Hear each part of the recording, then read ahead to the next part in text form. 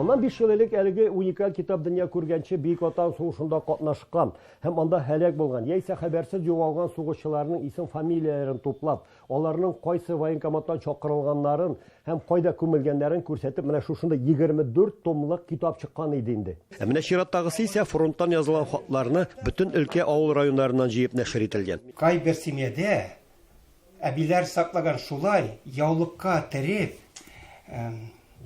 җеп белән бәйләп, 75 елдан да артык шуны саклап тотканнар. Әлеге пишмаклы хатлар заманында кан кыйгыч яу кырында ил азатлыгы өчен көрәшкән сугышчыларны туган яклары, якыннары белән бәйләп торган бердән-бер күңел юаткычлар булган. Аларны укыганда ирексездән күңел тула, тамакта түйер барлыкка килә, күзгә яшьләр җыела. Менә 19 яшьлек Шәүкәт Камалов хаты. Кадерле туганнарым минем, бүген 1943 елның 19 апрелендә беренче хат фотога төштек. Сезне бик тә сагынам. Авылга кайтып таныш урамнардан узып таныш йөзләрне кабат күрү ымтылышы белән яшим. Нинди генә хәл булса да, мине онытмагыз, гел искә төшереп торыгыз. Мине сагынчаган чакларда шушы фоторәсемгә карарсыз. Менә бу хатны бүген инде үзе дә мәрхүм булган Дамир ага Шәриповның әтисе 6 бала атасы Исмәгыйль абый язган. Ул 1943 елда Днепр елгасын кичкәндә һәлак була. Кадерле Хөснәм минем балаларым, төшләремдә гел сезне күрәм, борчылам. Азык-төлекне, ягулык белән пешәнне санабрак кулланыгыз инде. Изилә белән Дамир укуларын дәвам итә алмаслар инде. Алар өчен йөрәгем әрни. Тиз арада кайта алмам кебек. Юллар төшкәч, авылга кайтыгыз. Анда туганнар күп. 6 баланы үстерү авыр булыр инде үзеңә.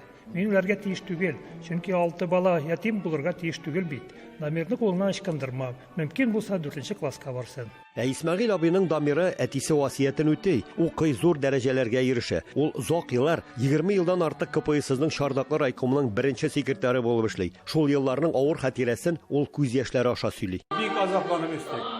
Авыр идеме, бик Авыр, бик авыр. Ну, бермәде, хөкүмәт бермәде, советлар власты бермәде. Карадылар, үстерделәр. Укыттылар. Бөтен сеңгелләрем югары белем алдылар, эшләделәр. Ульян өлкәсенең Каюм Насыр исемендәге мәгърифәт үзәге берничә ел элек фронттан килгән хатларны җыю белән шөгыльләнә башлаган иде. Хәзер анда берничә дистә хат саклана. Бу эш бүген дә дәвам итә. Алар әйтү буенча біз китсәк бу дөньяда бу хатлар кадерсезгә калыр дип уйлыйлар алар. Шуңа күрә дөрестәй эшлиләр. Безнең шушы Каюм Насыр үзәгенә килгән һәрбер тамашачы шушы хатлар белән танышалар. Павловка районы Евлеевка авылында туып үскән хезмәт ветераны Рәшит ага Шабакаев музейга истәлек итеп әтисенең фронттан язган 7 хатын бүләк итте. Бу хатлар турысында без беләр идек. Ләкин әнидән һәр вакытта мин сорар идем. Әтинең язган хатлары бар.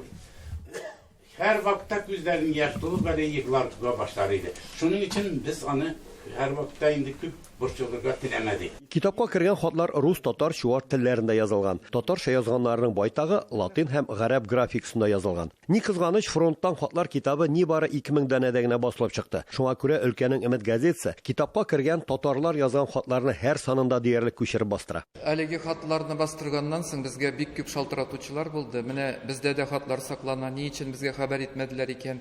Берсе әйтә 80 яшендәге бер әби шалтыратты менә Чынды районыннан. Аның әтисе сугышта вафат булган, һәлак булган. Һәлак булуы алдыннан бердән-бер хаты килгән булган. Менә шул хатны ул саклап тора. Әмма ләкин аңардан китапка кертү өчен әлеге хатны алучы булмаган. Ул күз яшьләре белән сөйләде һәм шулай ук башка районнардан да шалтыратучылар бар.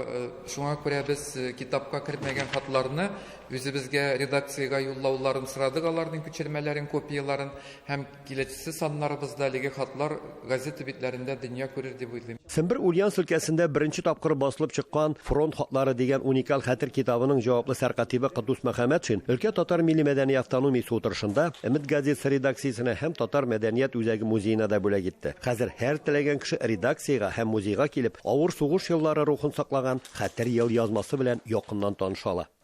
Ульяновскидан Рамис Сафин, татарлар.